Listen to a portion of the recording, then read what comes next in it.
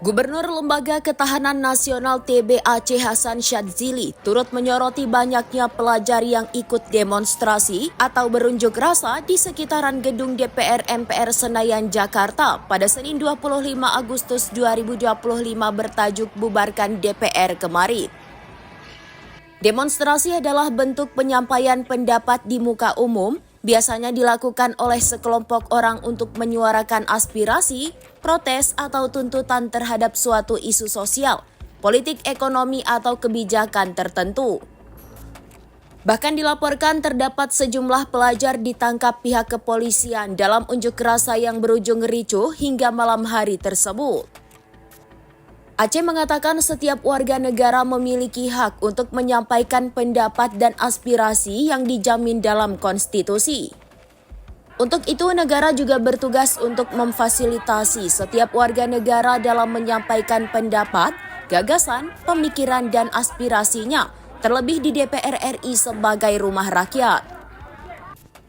Gedung DPR RI adalah kompleks Parlemen Nasional Indonesia yang menjadi pusat kegiatan legislatif, tempat berkantornya DPR, MPR, dan DPD.